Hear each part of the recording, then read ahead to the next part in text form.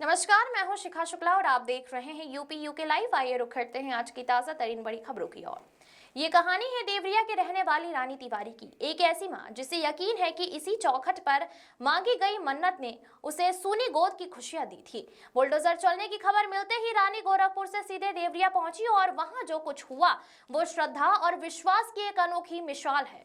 देवरिया में SDM court के आदेश के बाद जब जिला प्रशासन का बुलडोजर अब्दुल गनी शाह बाबा के मजार पर पहुंचा तो हड़कंप मच गया। प्रशासन का तर्क साफ था, मजार सरकारी जमीन पर अवैध तरीके से बनी थी, लेकिन रानी तिवारी के लिए यह सिर्फ ईंट पत्थरों का ढांचा नहीं बल्कि उसकी आस्था का केंद्र था। रानी तिवारी को जैसे ही मजार टूटने की खबर मिली वह बेचैन हो उठी तो वो तुरंत अपने बेटे के साथ मौके पर पहुंची। दरअसल रानी के मुताबिक आज से 12 साल पहले डॉक्टरों ने उसे जवाब दे दिया था कि उन्हें संतान सुख नहीं मिलेगा। तब उन्होंने इसी मजार पर माथा टेका था और मन्नत मांगी थी। रानी को डर था कि अगर वो मन्नत पूरी किए बिना मजार टूट गई तो कहीं उनके बेटे के साथ कोई अनहोनी ना हो जाए। इसी डर और श्रद्धा के साथ वो मंगलवार को मजार पहुंची। मजार का हिस्सा ढहाया जा चुका था, लेकिन उन्होंने मजार कमेटी को चादर के लिए पैसे दिए और अपने बेटे की सलामती की दुआ मांगकर वहां से विदा हुई। रानी का भावुक होना यह बताता है कि आस्था किसी धर्म या शरहत की मोहताज नहीं होती। Bureau report.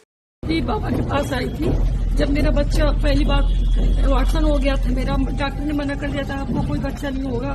तो मैं यहाँ पढ़ाती थी, जोनिया में पढ़ाती थी। तो मेरे साथ एक मैडम थी हीना मैम, उन्होंने कहा था कि मैं फर्स्ट टाइम जब उस समय वहाँ थी तो ऐसा हुआ कि मतलब मैं उसको धो चुकी थी, मैं बहुत रो रही थी। तो उन्होंने पूछा लंच में कि मैम क्या हुआ आपके साथ। मैंने हुआ था ऐसी ऐसी बात है। बोली कि उस समय रमजान का महीना चल रहा था।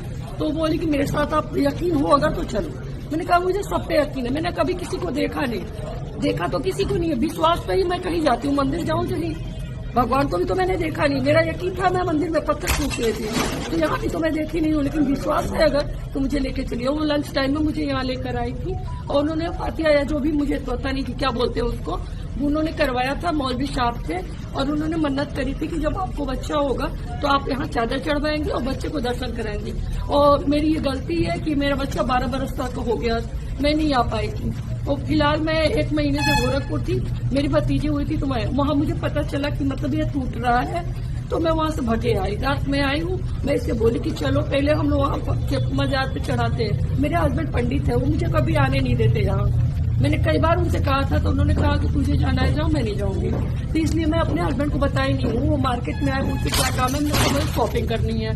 तो मेरी शॉप है, मेरी मकान, वहाँ चले गए और मैं बच्चे को लेकर सीधे यहाँ ऑटो रिक्शा तो नीचे आ गई हूँ। और मैं भगवान से माफी मांगती हूँ कि मैं से लेट हो गया है, इसलिए मुझे माफ कर देना। बस मेरे बच्चे को दुआएं बनाए रखना भगवान, मेरा बच्चा सही रहे। मतलब विश्वास है आपको? हाँ, मेरे को सब पे विश्वास है। जब मैंने किसी को देखा नहीं, विश्वास से ही कहीं जाती हूँ।